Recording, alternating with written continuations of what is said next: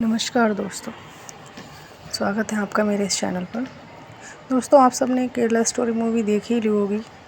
उसमें आपको याद होगा एक सीन है जिसमें एक मुस्लिम बुर्के वाली महिला को अफ़गानिस्तान बॉर्डर पर जो सीन फिल्माया गया है कि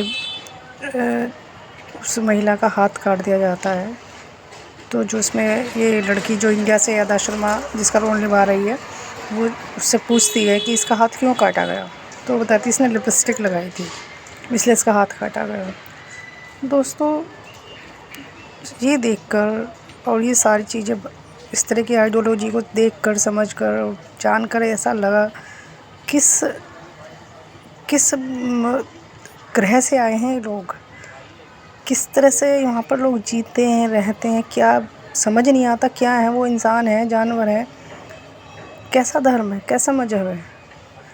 धर्म का तो मूल ही दया में है। जहाँ धर्म है वहाँ दया होगी, और जहाँ दया नहीं है वहाँ धर्म नहीं है। ये किसी भी तरह से धर्म नहीं है, ये तो सिर्फ़ एक पॉलिटिकल आइडियोलॉजी है जो किसी न किसी तरह से डराकर, धमकाकर, बहकाकर, फुसलाकर लोगों को एक छतरी के नीचे लाना चाहते हैं और एक सत्ता हथियाना चाहते हैं ताकि धरती के सारे संसाधनों को खुद इस्तेमाल कर सकें। ये वो सोच को रिप्रेजेंट करती है, ये कोई मज़हब नहीं है।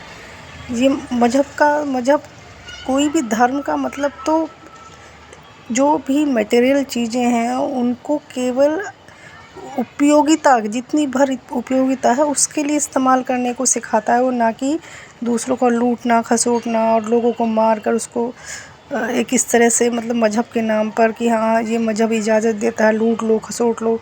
नहीं, ये तो धर्म हो ही नहीं सकता है, बिल्कुल भी नहीं है।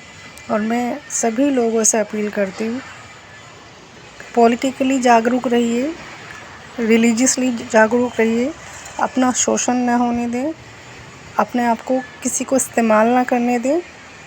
और नई जनरेशन को तो बिल्कुल ही जागरूक रहने की ज़रूरत है। जो हमारी जनरेशन का ये स्थिति है, इंस्टाग्राम पे हैं, बॉलीवुड की सारी जानकारी है, यहाँ तक कि हॉलीवुड की भी सब जानकारी रखेंगे, लेकिन आसपास क्या हो रहा है उसका उन्हें पता ही नहीं है। बस माई लाइफ माई चॉइस में जी रहे हैं और कई बार इस माई लाइफ माई चॉइस के चक्कर में अपनी फैमिली से इतने कट जाते हैं कि वो घर पे बात तक नहीं करते हैं। अगर उनके सामने कोई भी ऐसे क्वेश्चन आता है जो उनको एग्जिस्टेंस को ही प्रॉब्लम में डाल रहा हो, एग्जिस्टेंस को ही डिनाई कर रहा हो, वो उसका आंसर तक नहीं कर पाते हैं।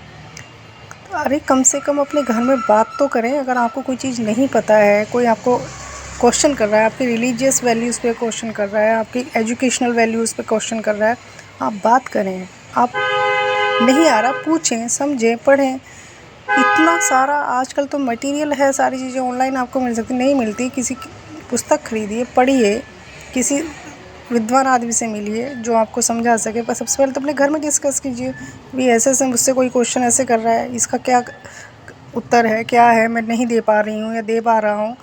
आप किसी की बातों में मत आइए, ना किसी धार्मिक गुरु की बातों में आइए, ना किसी मुल्ला मौलवी की बातों में आइए, ना किसी साथ के पढ़ने वाले के आइए। खुद से रिसर्च कीजिए, क्योंकि जो हमारी सनातन वैल्यूज़ हैं वो तो हमें, सनातन का मतलब ही है सीकर। आप इसीलिए कभी भी किसी एक किताब पर, किसी एक अवतार पर सनातन टिका ही नहीं है। क्यों नहीं टिका? क्योंकि कंटिन्यूसली प्रोसेस है। हर व्यक्ति के गुण, धर्म, सोच अलग होती है, तो उसी हिसाब से वो उस परमात्मा को, उस परमेश्वर को, उस शक्ति को जो पूरे ब्रह्मांड को चला रही है, अपने हिसाब से देखता है, अपने हिसाब से खोजता है, अपने हिसाब से पूछता है या नहीं पूछता है, तब भी कोई बुराई नहीं है। बस उसे इंसान तो बना रहना चाहिए। आप मानव बने रहें, यही सबसे बड़ी धर्म है। लेकिन आप तो मानवता ही खो रहे हैं। धर्म बचा ही कहाँ? कैसा मजहब जहाँ पे मानवता ही नहीं है? तो आप सोचिए, समझिए।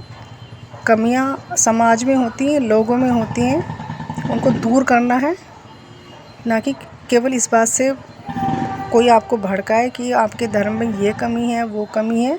उस पर बिल्कुल मत जाइए। अपना आप से रिसर्च कीजिए, अपना आप से क्वेश्चंस का आंसर पाइए, किसी के बहकाने में ना आए।